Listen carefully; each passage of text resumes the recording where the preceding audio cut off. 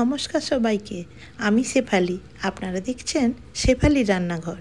আজকে আপনাদের সঙ্গে শেয়ার করব খুব পুরানো দিনের একটা হারিয়ে যাওয়া খুব বিখ্যাত বাঙালি রেসিপি, গুগলি, অর্থাৎ আমরা দেশি ভাষায় বলি গেঁড়ি। এটা খাওয়া শরীরের পক্ষে খুবই ভালো, বিশেষ করে চোখের পক্ষে খুবই ভালো। এই গেঁড়ি রান্নার জন্য নিয়েছি পেঁয়াজ, আদা, রসুন এবং কাঁচা লঙ্কা। এছাড়া বিশেষ করে ছাড়ানো গেঁড়ি বাজার থেকে 250 গ্রাম কিনে এনেছি। ছাড়ানো গেঁড়িটা পাওয়া গেলে খুবই ভালো হয়, কারণ সবাই এই গেঁড়িটাকে খোল থেকে ছাড়িয়ে বের করতে পারে না।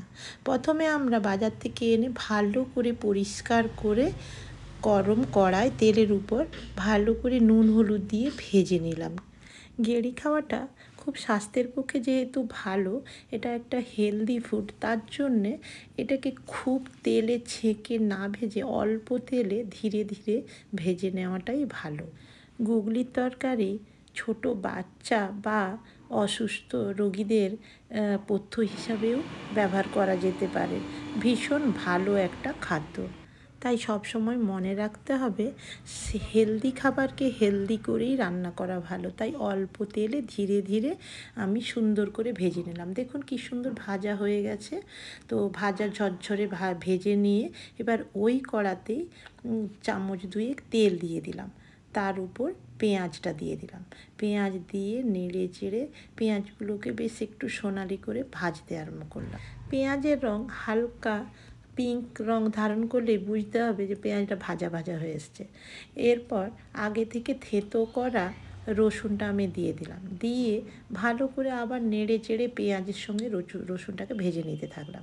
একটু ভাজা ভাজা হয়ে এলেই তার উপর দিয়ে দিলাম আগে থেকে বেটে রাখা আদা, টমেটো কুচি আর কটা চারেক কাঁচা লঙ্কার টুকরো। মনে রাখতে হবে যে এই রান্নায় আমরা খুব অতিরিক্ত পরিমাণ তেল ব্যবহার করতে পারি না।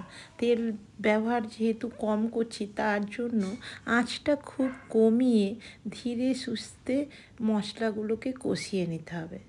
পেঁয়াজ, লঙ্কা, আদা, রসুন সমস্তটা ভালো করে ভাজা ভাজা হয়ে এলে গুঁড়ো মশলাগুলো এক এক করে দিতে হবে। যেমন লঙ্কা গুঁড়ো 2 চামচ দিলাম একটু ঝাল ঝাল হওয়ার জন্য, 1/2 চামচ লবণ, আন্দাজ মতো হলুদ এবং জিরে গুঁড়ো ও ধনে গুঁড়ো দিলাম।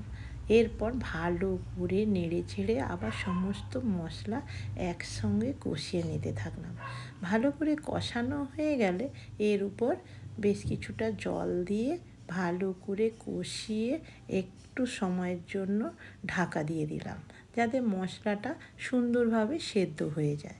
5 মিনিট পর লো ফ্লেমে মশলাটাকে সেদ্ধ করার পর খুলতেই দেখলাম তেলটা বেশ সুন্দর ছেড়ে গিয়েছে মশলা থেকে। তাহলে বুঝে নিচ্ছি যে মশলাটা সুন্দর হয়ে গিয়েছে। এর উপর আগে থেকে ভেজে রাখা গুগলি বা গেঁড়ির মশলার উপর দিয়ে মশলার সঙ্গে ভালো করে নেড়ে চেড়ে সুন্দর করে কষিয়ে নিলাম।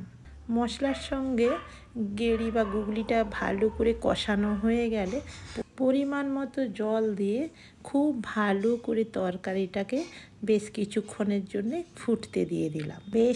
বেশ কিছুক্ষণ ধরে ঝোলের মধ্যে গুগলিটা ফুটে ফুটে সুন্দর মাখা মাখা হয়ে এলে মিট মশলা দিয়ে নেড়ে চেড়ে নামিয়ে দিলাম। তাহলে আমাদের তৈরি হয়ে গেল গুগলির ঝাল। এই রেসিপিটা ভীষণ হেলদি, ভীষণ টেস্টি। যারা গুগলি খেতে পছন্দ করেন তারা বাজারে পেলে এই পদ্ধতিতে একবার হলেও রান্না করে খাবেন, খুবই ভালো লাগবে।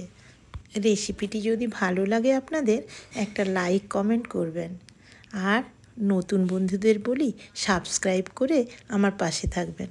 আজকের মতো টাটা, দেখা হচ্ছে এরকম কোনো একটা ভিডিওতে।